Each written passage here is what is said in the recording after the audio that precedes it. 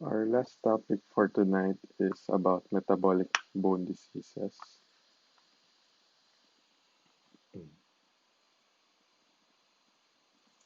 First is osteoporosis.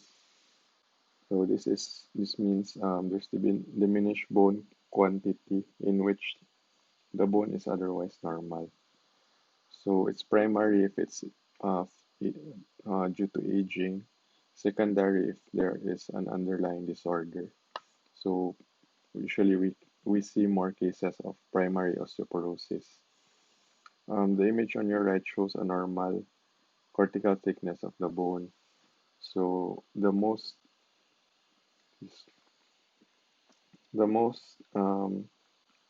important finding or of osteoporosis is thinning of this cortex. So as you can see, it represents about one third of the thickness of the metacarpal. So that should be the normal. In osteoporosis, you will see thinning of those margins. Another clue is the decrease in bone density. So compare the image on the right to the left. You can see the normal bone and the abnormal bone.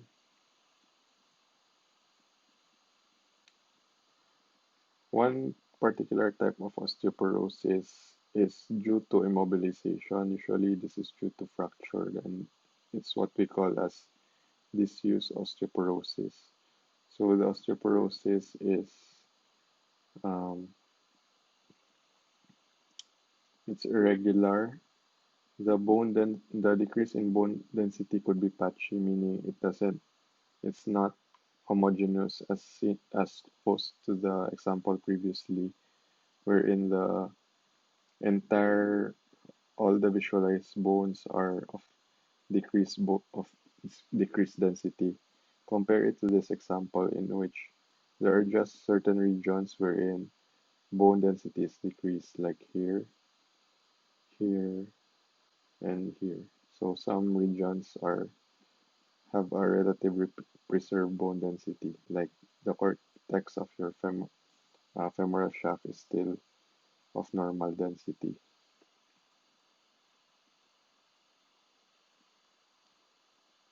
So now comparing to the three types that we have seen so far, the normal cortex, um, the thinned out cortex in osteoporosis, and the patchy irregular cortex in disuse osteoporosis.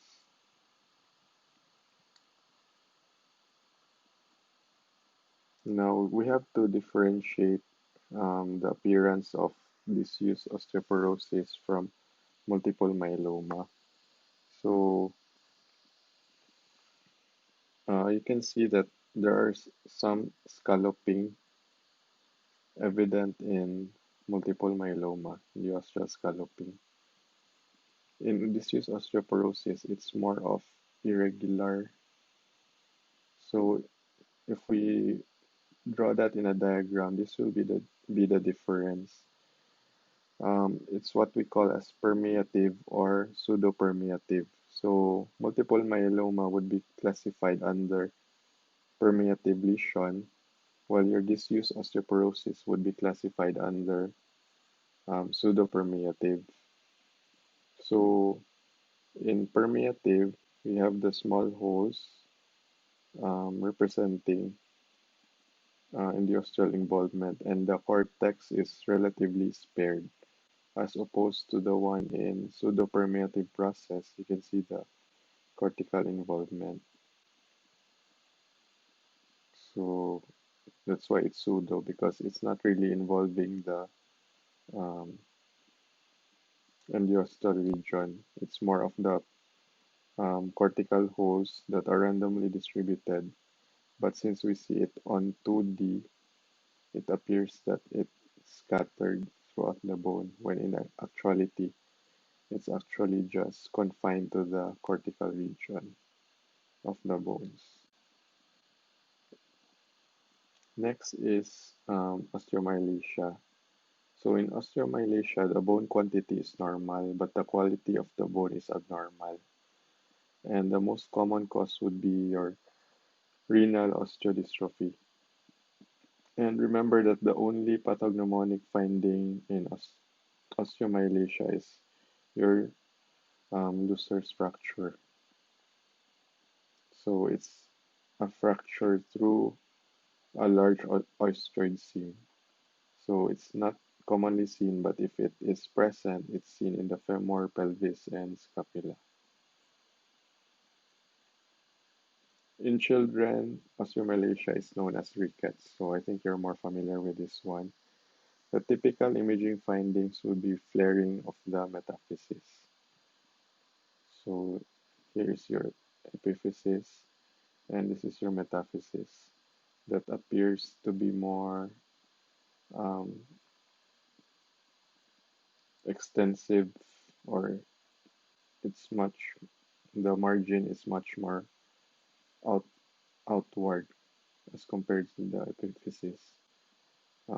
Aside from that, there's also bending of the long bone.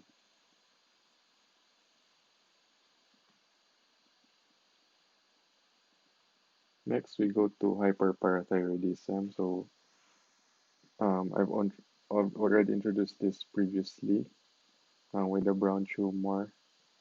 And for hyperparathyroidism, the main radiographic sign is subperiosteal bone resorption, the one I corrected myself with in the last lecture. Somehow I forgot about it. But it's really pathognomonic subperiosteal bone resorption. So this is how it looks like.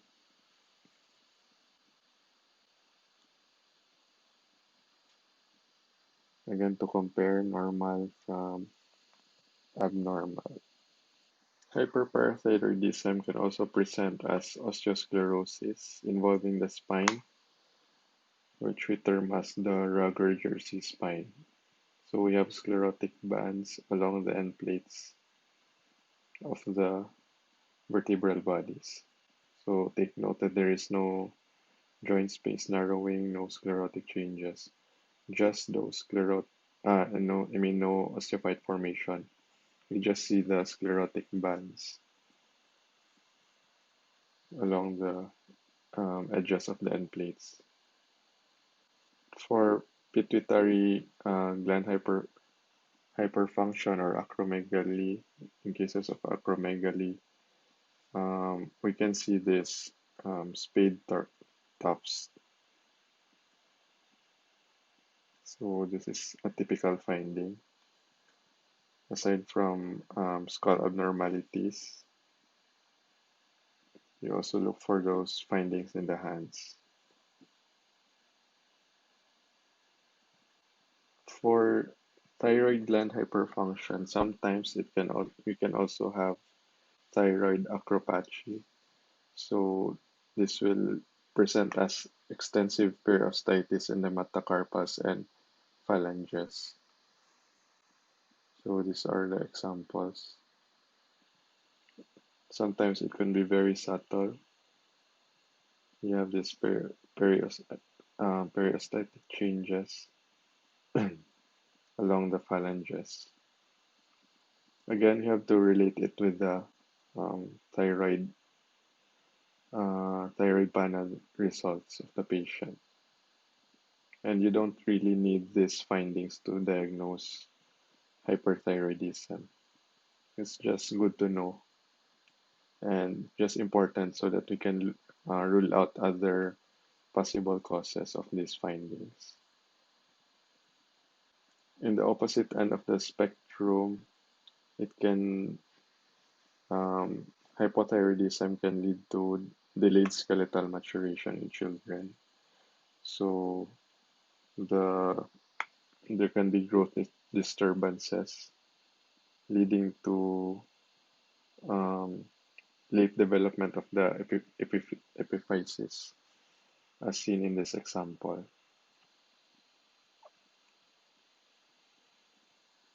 Next is osteosclerosis. In osteosclerosis, we can see diffuse increase in bone density, and these are your differentials. So take note that it could be normal in athletes, so it's not always a bad thing when a patient presents with osteosclerosis. So this is again, we'll go back to the normal and compare it with a patient with osteosclerosis. We see that there is diffuse increase in bone density, which extends even in the medullary cavity of the bones.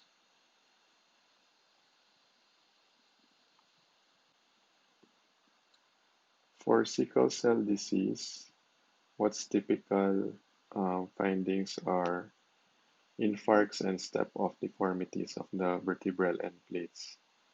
So this is the step-off. There's horizontal, the edges have a preserved horizontal outline, and suddenly it tapers. So that's the step-off. And then you again have an horizontal line, then step off back to the normal height. So the resultant configuration is what they term as fish vertebrae.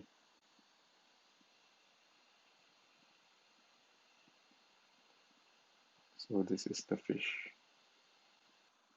Next, we go to osteopetrosis. Now, for osteopetrosis, the imaging finding is similar to Rugger-Jersey spine or osteosclerosis, as seen in hyperparathyroidism, but in this case, the end plates are much more densely sclerotic, and this is what we call as sandwich vertebra. So the appearance is similar to those ice cream sandwiches.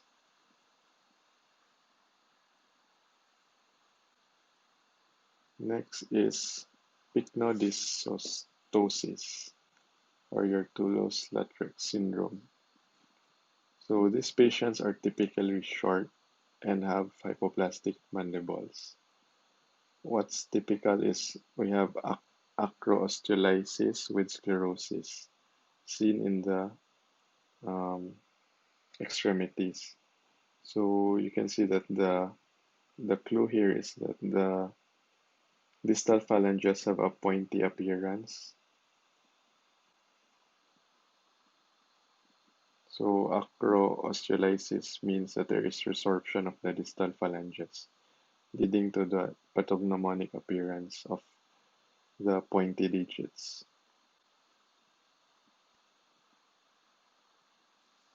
For Paget's disease, um, classically it will present with bone enlargement, but it's not always seen.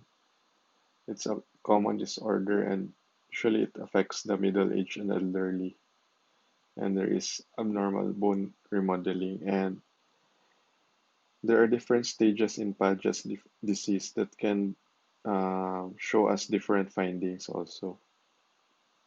So, but the typical ones are seen in the inactive or inactive osteosclerotic stage, like your cotton wool appearance of the cranial vault and the picture frame vertebral body of the spine. So, this is an example of involvement of Paget's disease in the tibia. So, there's a lytic process going on, and it has this resultant blade of grass or flame-shaped leading edge.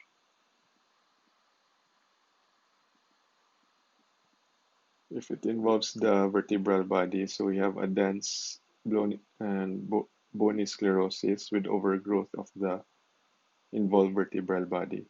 So you can see that L3 is slightly larger than the corresponding vertebral bodies. So these are the typical appearance I mentioned earlier, your cotton wool skull and the picture frame vertebra.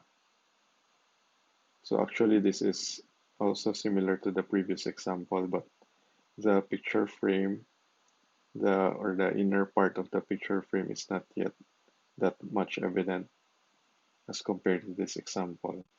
So the dense sclerotic lines are seen in the periphery forming the frame. So that's it for metabolic bone diseases. What's important is for me is of course osteoporosis. Then the other examples are really more of